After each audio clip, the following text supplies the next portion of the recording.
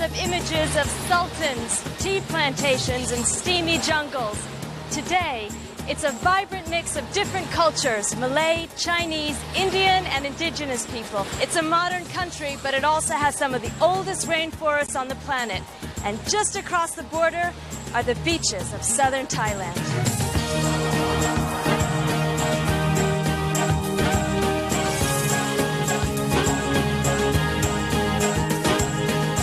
Sitting in the heart of Southeast Asia, Malaysia and southern Thailand are two of the most accessible destinations in the whole of Asia.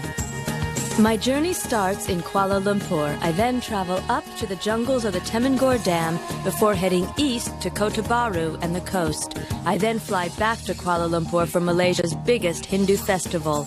Then I take the train north to the island of Phuket in southern Thailand.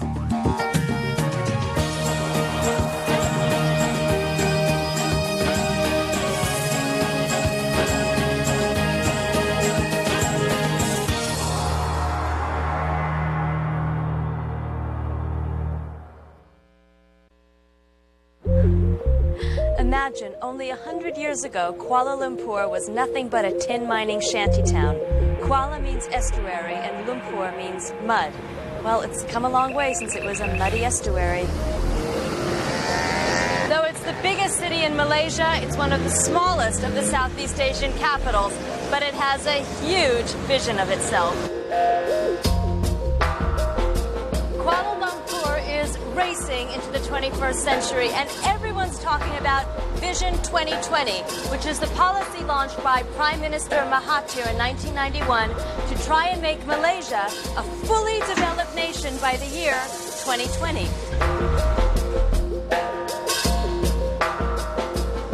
There's signs of this push everywhere. They're building furiously. There's a little of the old Kuala Lumpur left, but it looks like it's disappearing pretty fast.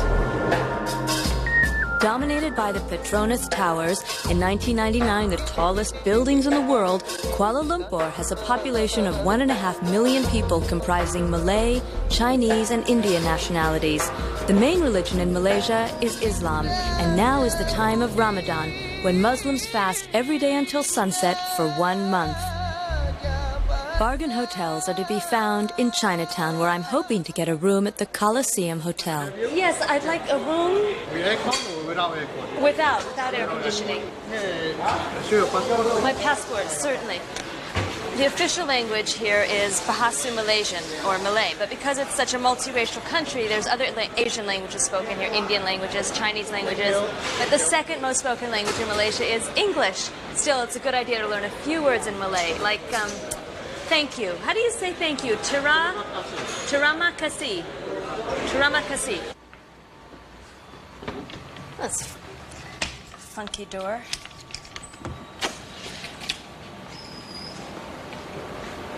It's got a sort of 1950s Chinese converted classroom kind of a feel. Anyway, it looks really clean, and the bed is kind of squeaky. That's sweet. They provide flip-flops for you to take down to where the showers and the toilets are at the end of the hall.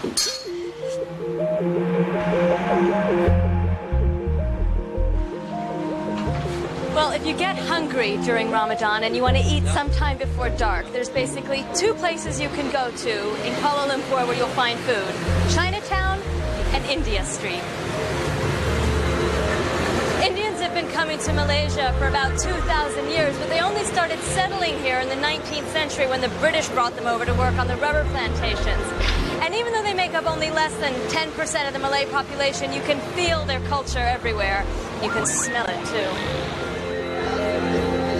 Hello, hi. Have a seat. Thank you very much. Would you like to have some rice, madam? I'd like to have one of whatever they're having. Okay, no problem. Thank you. Would you like to have some vegetables? I With would the rice? love It comes with the rice. Vegetables, yes. Yes. That looks good. Okra. That's that? ladies' Okra. finger. Yeah, ladies. Yeah, we call it okra. That's bitter gourd. What's it called? Bitter gourd. Bitter gourd. Okay. Some rice for you, ma'am. Please, rice. Is there more saucy stuff? What's that stuff they've got? Yeah, that. This that is one. dal. This is all vegetable. Yes, this is pure vegetable. This Nice. is non-spicy. That And this is looks nice. spicy curry. This Spicy curry. Yeah, this is vegetarian curry as well. Vegetarian curry. Yeah, but it's spicy. Okay, I'll have a little of that. Okay. Thank you. Oh. Okay. Well, apart from the sensual pleasure of eating with your hands, it's quite practical because you get to figure out the temperature of the food before it hits your mouth. The only thing you have to remember when you're eating with your hands is to use your right hand because your left hand is for something else. In fact, if you're going to shake someone's hand or if you're going to give money with your hand or if you're going to eat, you use your right hand. How do you like the food, madam? You like it? I love it. Thank you. How much does this cost? We charge for the vegetarian food $3.50 a person. That's $1 US. Yes. And when I'm finished, what do I do? You just close it. I close it? To your side. Toward me like yes, this. that's Got the it. significance of this is you like the food. Okay. And you prefer to come in. And I want to come again. Yes. Okay, but I'm not finished, so. You can have it again. Now, if you were to fold it this way, it would mean that you didn't like the food and you don't ever want to come back again. Although they do it like this on purpose at funerals, just to indicate that they don't want to be at the funeral.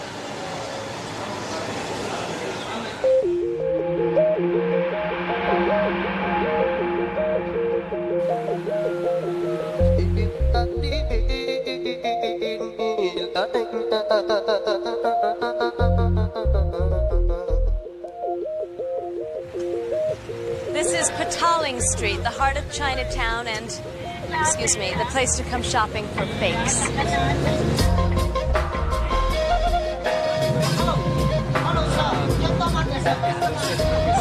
you're into wearing stuff that's got name brands emblazoned all over, then this is the street to come to. Look at all these watches.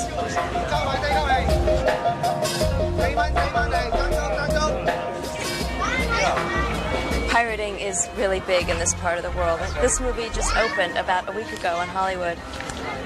How did it get here? And what is this? Is this a video CD? Video CD.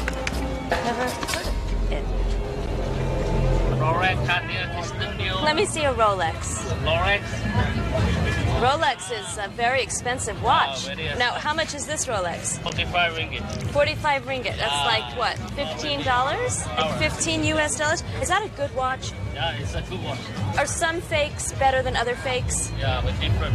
So what's your best fake? Rolex. Rolex. Let's say if I was your mother and you wanted to give your mother a nice fake, which fake would you give her? Okay, this one. So that's Gucci and Dior. So these are good fakes. And how long does this last? It lasts 1 year, 1.5 years. 1.5 years. So really, these watches are crap, right? I mean, let's be honest, right? They're not really good. Yeah. People buy them for the name. Yeah, They like the name. People like names. Well, thanks for explaining this all to me and for saving me $15. Thank you. On the road, and I'm traveling 3 hours north from Kuala Lumpur through the Cameron Highlands and on another 6 hours to the Temangor Dam and its tropical rainforests.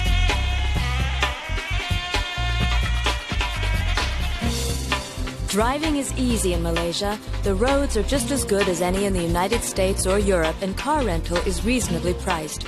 Malaysia has a typically tropical climate, hot and humid all year round. And if you're coming in the monsoon season, it might be a good idea to rent a Jeep, as it's not uncommon for roads to be washed away. Malaysia's been blessed with fantastic natural resources. For a long time, it was the world's largest producer of tin, and then rubber came along. Actually, the story I read about how rubber came to Malaysia is a good one. These Brits took 9 seeds from Brazil, cultivated them in England, and brought a few of the seedlings over to Malaysia, and boom, in 30 years, the country was covered in rubber. Since then, palm oil has dominated the scene, and they just discovered vast oil and gas reserves off the east coast. The area around the Temangor Dam is home to some of the world's oldest rainforests and Malaysia's oldest tribes.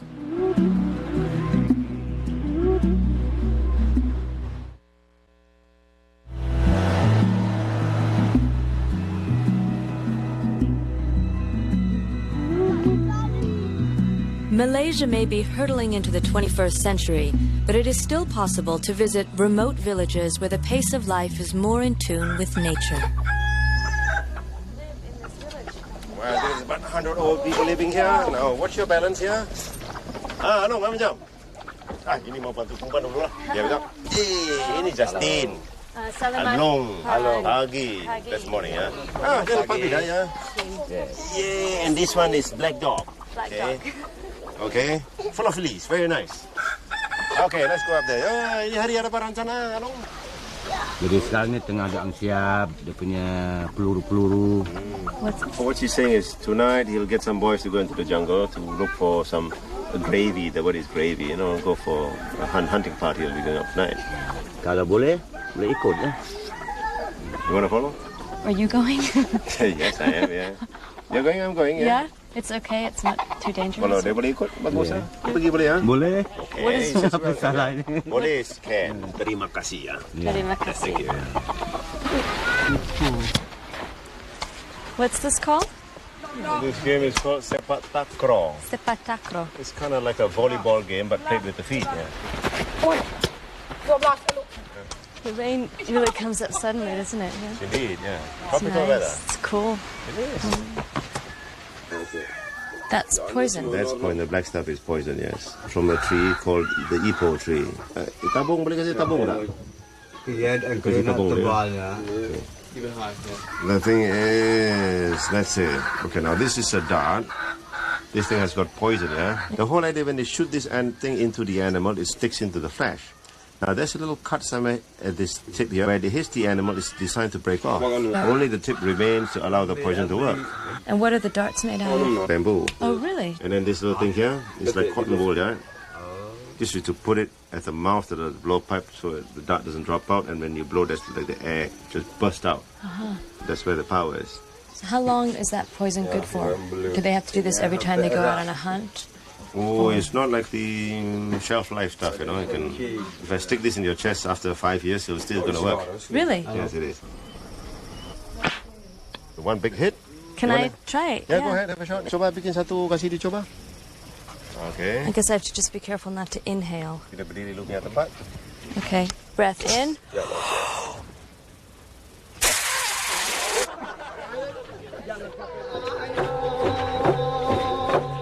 This dance is called a sawang, typically performed as a celebration, in this case for the New Year. The dancers wear traditional costumes made from woven leaves, and the women beat bamboo poles on wood to provide the beat.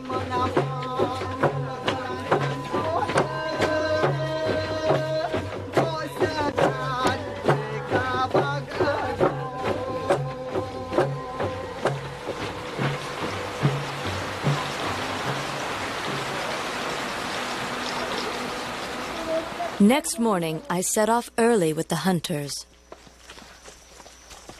By the way, Justin, this nice staircase you are walking on now, they actually caused by elephant footprints. Yeah? You can see there's a nail print over here. An elephant? Yep. That's amazing.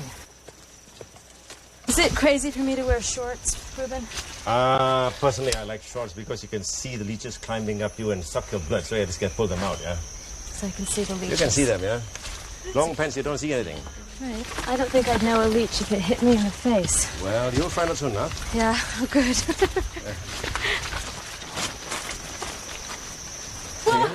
Okay, hang on to that. This is how Tarzan did it, huh? Okay, yeah. So it's like in the movie. Squishy. Balance is very important this here. feels nice. It is. Ruben, there's something sucking my leg. That's a leech here. Oof. Don't move. There we are. It's a leech here. That's a leech. Yeah. Is this a bad thing? Not Is really. this- It doesn't harm you. It's just kind of a bloody mess. Getting ready for bed takes on a whole new meaning in the jungle. This temporary shelter is made out of palm leaves. This is very exciting. I've never built my own house before. And just keep bending it down. 1, 2, 3. Make it all the same direction, parallel. That way you sort of encourage the rainwater to flow in one direction. How long does one of these last out here? Easily 6 months. 6 months? Really? As soon as night falls, the hunters catch dinner in the nearby river.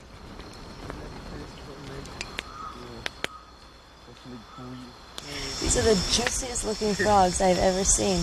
How do they catch them? We'll use the torchlight, and this light will blind the frogs. And then these frogs are immobilized once they're blind. So they will come near and pick a machete and whack them over the head. What is he doing? This is a bamboo section, yeah? So instead of using pots and pans, we use bamboo here. Just put them all there, fill some water, including the salt, oil, garlic, you name it, yeah. See, this bamboo is green. It doesn't burn. Right. So you put it over a flame. So by the time this bamboo is dry and ready to burn, your food will be cooked. Oh, that is brilliant. Yeah. Okay. There we are, there you guys. Okay, frog. Really don't want to find an eyeball in my mouth. Skin off. Nak coba sup sikit. Strong kah? Strong sini, huh? That's great. You know, it almost tastes like lobster. How do you say delicious in orang in your language? Bahasa Temya, sedap apa macam cakap? Meg. Mate. Mej. Mate. Mate. It's kind of funny to hear the frogs croaking while we're eating the frogs. Yeah, they're cheering us on.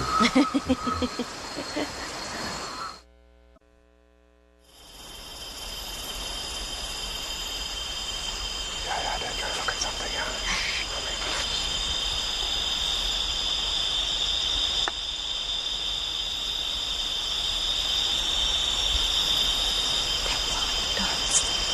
Away from us.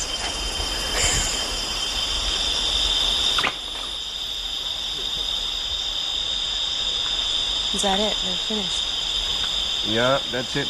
Didn't seem like they get anything. I don't know. He's got something. It's just that, you guys making too much noise, yeah? Oh, they chatter. So that's it then. Yeah, that's... Are they that's, disappointed? They don't seem like it. No. This is what the jungle was willing to give, and this is what they're willing to accept. It's beautiful. Yeah, What this is that? a giant Malayan squirrel. Is that as giant as they get? No, this is not very big. It's, it's one of those noisy squirrels in the jungle. So cute, aren't they? Kind of. Yeah? Look at stuff sticking out. Say cheese. From the jungles around the Temangor Dam, I'm traveling up to Kota Baru on the east coast, then out to the Perhentian Islands and down to Terengganu. Separated from the rest of the country by jungle, the east coast is the most traditional region of Malaysia, and Kelantan its most strict Islamic state. Although Kelantan is not as fundamentalist as many Islamic countries, it is increasingly becoming that way. I've come to Kota Baru for Hari Raya, the celebration marking the end of the month-long fast of Ramadan. Elia has invited me to her home for the festivities. This area is so different from Kuala Lumpur and the area around there. Very much different. Because Kelantan is ruled by Islamic government party here. So they don't encourage all those modern developments here because they want to keep the Islamic way of living. More traditional. More traditional, yes. So what kind of work do they do out here? They are more on petani, which is farm. Farming. Is this rice? Yes, here? yes. Terima kasih. Gosh, what a lot of kids. It's not unusual for a Malay to welcome you into their home, and Hari Raya is a very special time to visit. It's a bit like Christmas without the presents, and the celebrations around it can go on for days. Okay, this is what they call silat, the traditional martial art in Malaysia. They will dance and fight at the same time, you know. It's just like every individual, they have their own movement.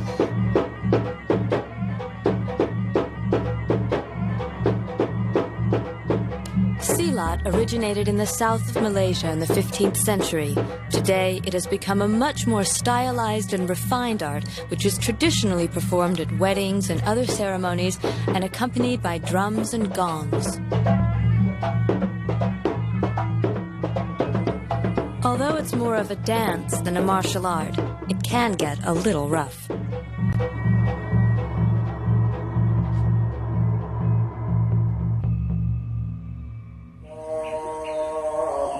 The morning of Hari Raya, and everyone is up early to prepare for the day ahead.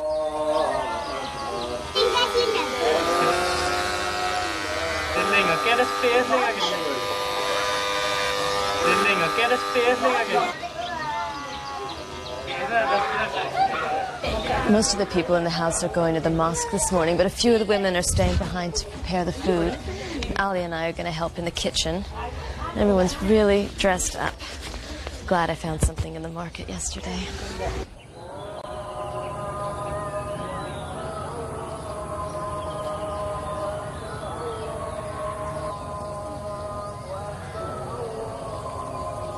This is a major holiday in the Muslim calendar, and after visiting the mosque, the entire family acknowledges that it is the end of Ramadan by sharing an enormous meal. There's a lot of fasting to make up for. That was the prayer?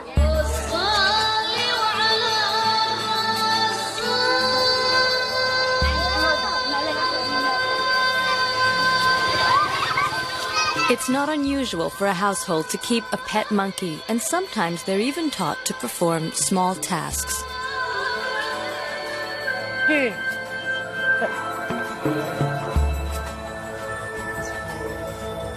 He's giving commands to the monkey. One Simon's giving commands? Yes, yes. Like what? What kind of commands? The coconut, the young one. He's saying pick the young coconut. Yeah. And the monkey understands that? Yes. How do you say young one? It's muda. Muda! Oh, look at them! Is he looking for a muda coconut? Yes. Okay, it's very common. Like in Kelantan they train monkey, and in Western they train dogs. Yeah, just like that. Really makes a thud when it lands, huh? Tadi diturunkan. This is kind of dangerous, isn't it? Kite flying is a favorite recreation in Malaysia, but it's also taken quite seriously. On the East Coast, they hold competitions for the greatest heights reached, and there are even contests between fighting kites. This is a postcard. Yeah? Gambar dekat mana ditinggal. And this is a picture of San Francisco, where I live. Negeri yang ditinggal. Yeah? How do you say bridge? Jembatan.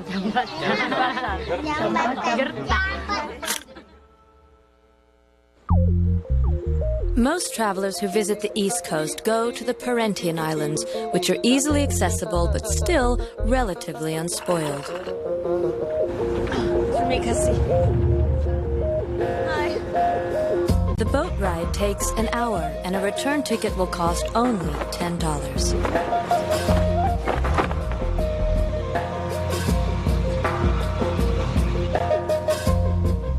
Pulau Perhentian means stopover islands, and at $5 a night for a beach cabin, it makes sense to stay for as long as you can.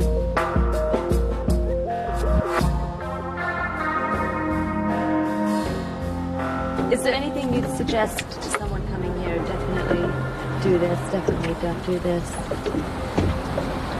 Definitely come to these islands. They're amazing.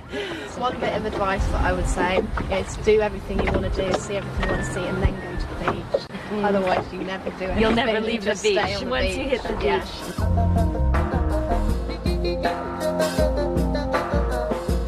Apart from the fabulous beaches, most people come here for the scuba diving, or if you're not up for that, you can rent snorkeling gear instead.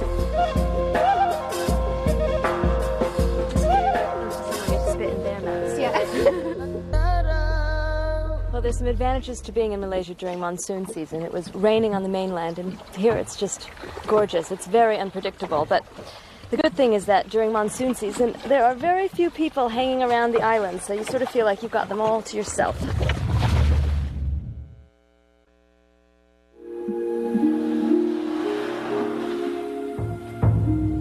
Terengganu is one of the most beautiful Malaysian states. Driving along its 140-mile coastline, you pass endless palm-lined, white sandy beaches and tiny fishing villages, and you'll never be short of places to pause for rest and refreshment in idyllic surroundings.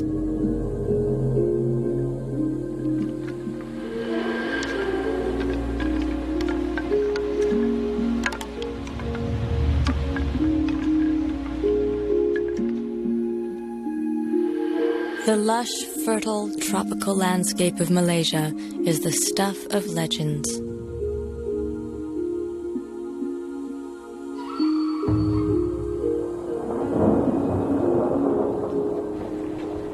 At the end of a day of traveling, Awi's yellow house, which is built on stilts, is calm, cool, and as far away from the action as you can get.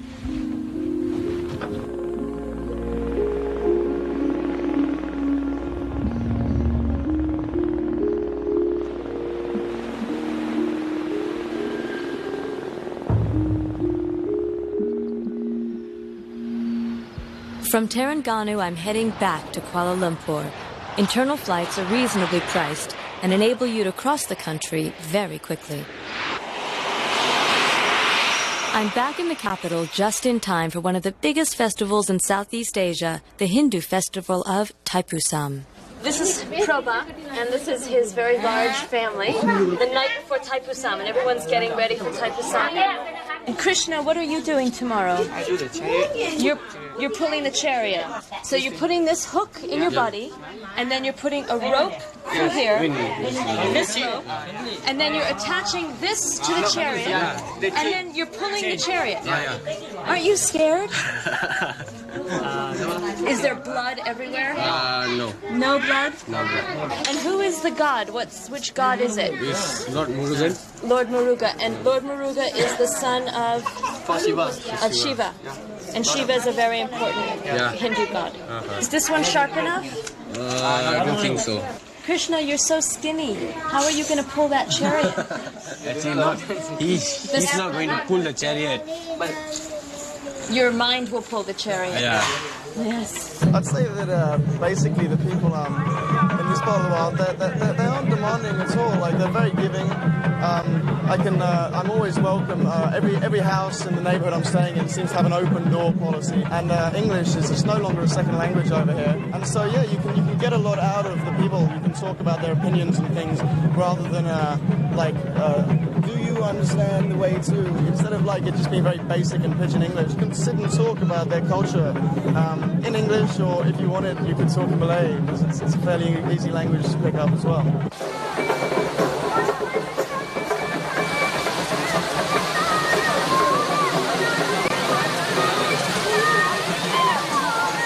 Just outside the city are the Batu Caves, where Krishna and his brother will join the 1 million Hindu devotees who come from all over the country to pay homage to the Lord Muruga.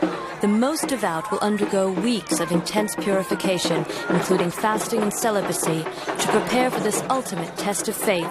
Some people will pierce themselves and carry heavy burdens as an act of penance and a sign of their devotion.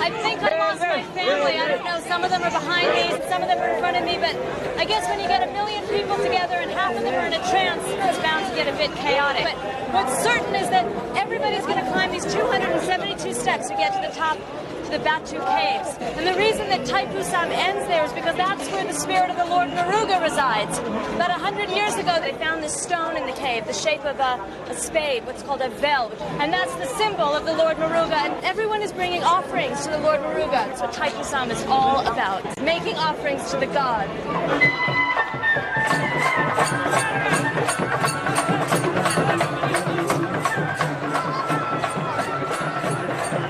This is where the procession ends, and the piercings are removed, and the people come out of their trance. And these big, beautiful, colorful things are called cavities, and the offerings are inside of them, and people bring the offerings over to the altar of the Lord Muruga.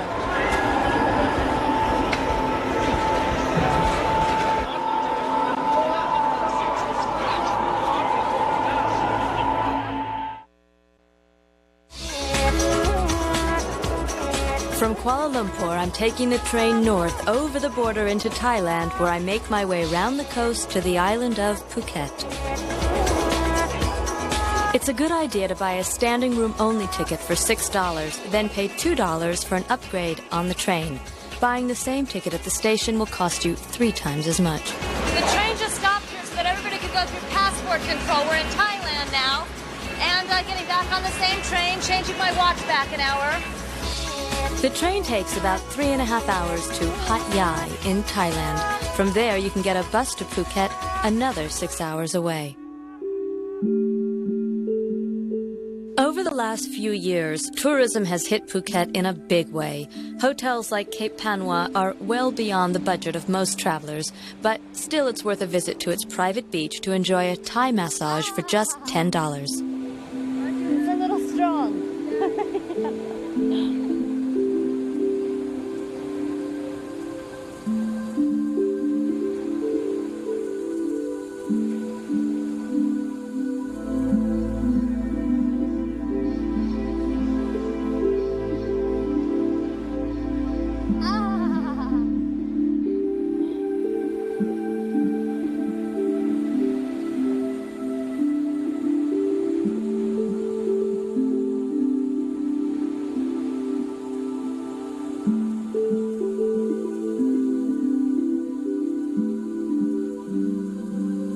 With beaches like this, it's no wonder southern Thailand is almost overrun with tourists.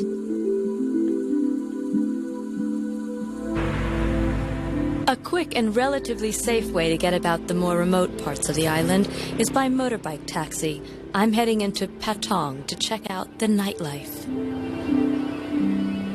Patong attracts visitors from all over the world, looking for all sorts of experiences.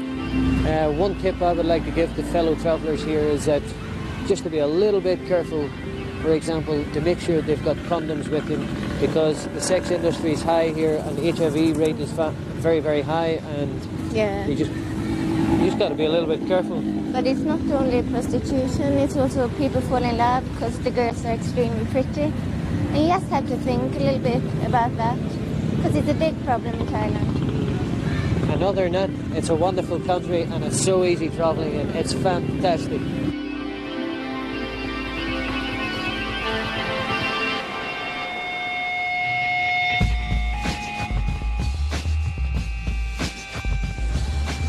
Well, the fact that the sex trade is big in Thailand is not news, but it's just kind of weird to see so much of it on these beautiful islands. And since there isn't that much nightlife outside the big cities in Malaysia, a lot of Malaysians and tourists come up to the islands for this: cheap booze and cheap sex.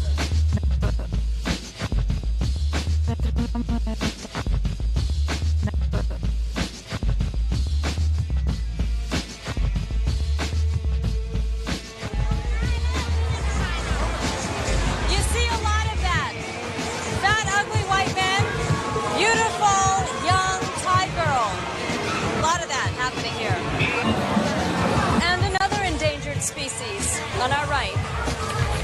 Excuse me, where can I buy a bottle of water? I don't see any shops or anything. Water? Water? Over the last several decades, foreign men have been coming to Thailand looking for sex. Now, over 2 million visit each year, and the sex industry has become an established part of the Thai economy. And Patong's red light district is growing steadily.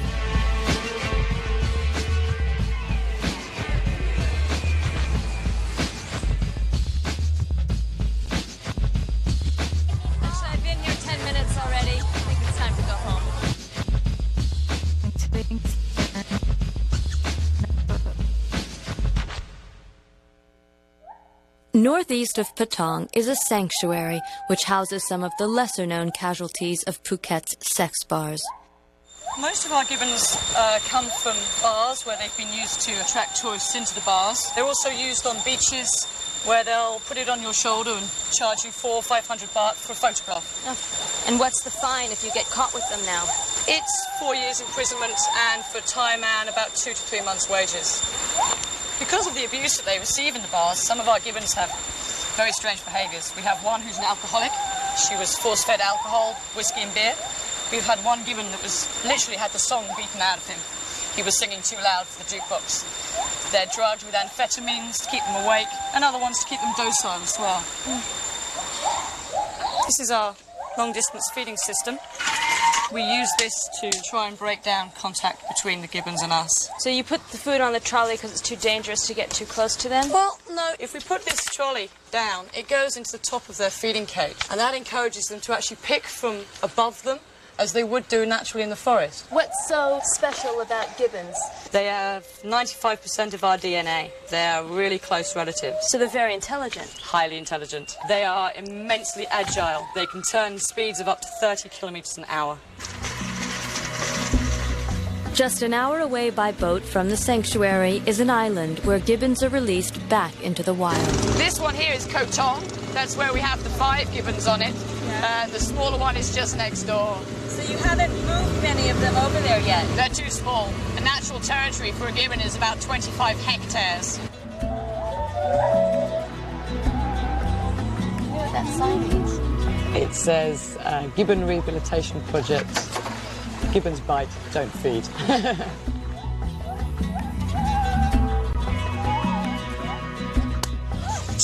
Is he okay? Did he get bit? No. Okay, that was Smiley. That was him being aggressive. That's why he's still on the island. This island is used as a halfway house between cage and release. Once a gibbon has lived on this island for a while and we monitor their behaviour and we find that they're behaving naturally and removing themselves when we approach, then we want to move into rainforest and set them free on the mainland. On the other side of Phang Nga Bay is the town of Krabi, the starting point for my final adventure of the trip, a sea canoe trek back across the bay to Phuket. 30 baht? Yes. Khap kun ka. Thank you. Thank you. This place is really popular. It's Ao Nong Beach, just outside of Krabi, and I'm looking for this company called Sea Canoe. They're the first ones to take people kayaking out to the caves, and it's run by this guy, a sort of eco-warrior. His name is John Gray, but he likes people to call him Caveman. John Gray originally comes from the west coast of the United States. For years, he's been fighting to save the lagoons of southern Thailand before they're destroyed by mass tourism. The lagoons, or hongs as they are known, are completely surrounded by rocks and can only be entered through the caves. Isn't it spectacular? This is limestone, and what creates a situation like this is you've got the rainwater percolates down from the top of the island and finds a little crack and works its way all the way down until eventually it eats open the cylinder, and then you've got the crack in the rock here that starts out as a little fault line, and the tides will eat its way through there, and eventually this will fall through. And it won't be a hong anymore, it'll just be a little bay. Just be an opening. Yeah, it'll be a little cove. Oh, this is very unusual to have a beach inside of one of these, actually, yeah.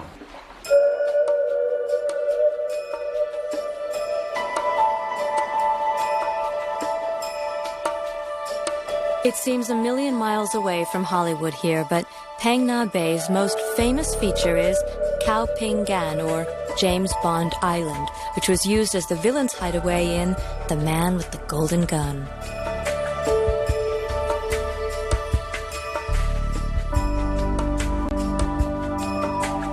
A trip like this will cost about $80 a day, which includes the boat and guide, as well as the accommodation and the delicious food.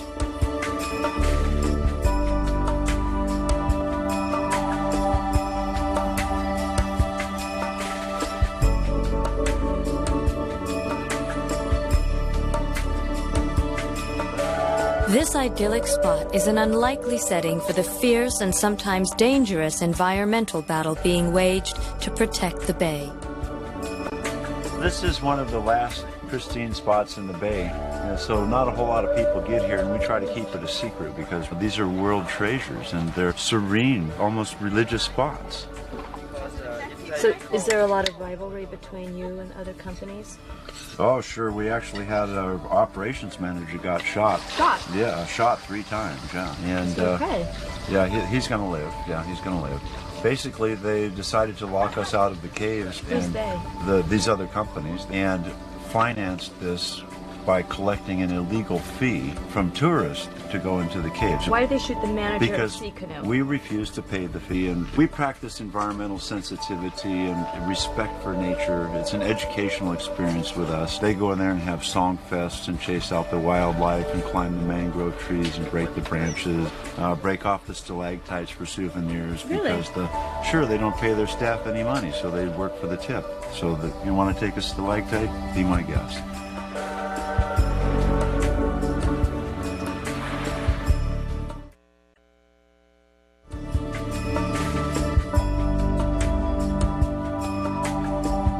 The sea canoe trips also include camping out on beaches dotted around the bay. If you do choose to camp on the beach, be sure to keep the tent flap zipped up. The patter of feet in the night may be giant monitor lizards.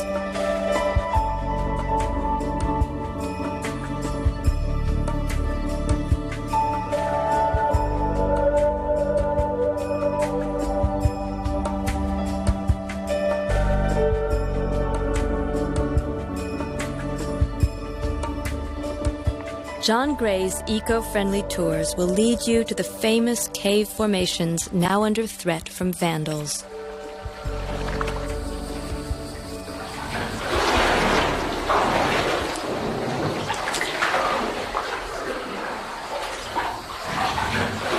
Okay, Justine, let me turn on the light here and show you the stalactites. They're really beautiful. They are beautiful. They really sparkle, don't they? Yeah. What happens is the water comes down through the mountain, it collects minerals, and the minerals are deposited on the outer edge of the stalactites. To find them in the sea is a real treat. Southeast Asia is one of the few places you can do it.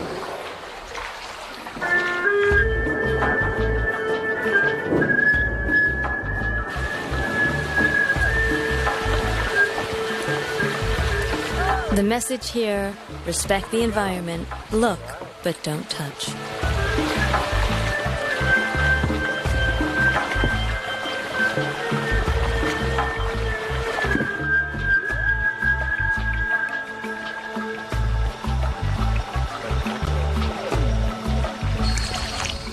There's over 300 varieties of mangrove, and they're really important because they're the nursery of the sea. The fish will come in here and breed, and then the baby fish will grow, and they'll live in the protection of the mangrove roots. But if there's no mangrove for them to grow, they never get a chance to even breed. Thailand has a serious problem with mangrove depletion, and shrimp farming has a lot to do with it. They just go in and take everything out. The fish of the ocean and the life of the ocean depends on the mangrove. Yeah, it's really crucial as our population is increasing, our fisheries are decreasing, and we're going to come to a critical point in about 2025. Roll and roll your boat. Roll your boat. Gently down the stream. Merrily, merrily, merrily, merrily. Life is but a...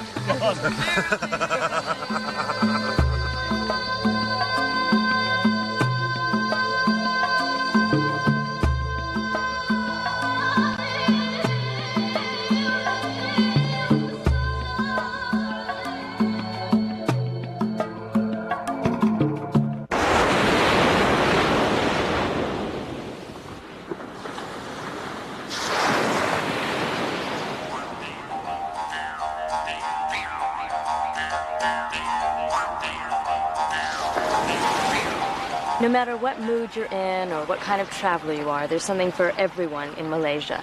Big cities, exotic jungles, idyllic beaches, and the villages in the countryside. And it's a pleasure traveling through a country in Asia that's so efficient. I just hope that with the big push toward modernization, they don't destroy what's so Malaysian about the place. And a lot of people come to southern Thailand expecting that all they're going to find are a bunch of gorgeous beaches. But the thing is, if you hook up with good people, you can't imagine what you'll find here. Time moves slowly in Southeast Asia, which is good because it gives you an opportunity to take it all in.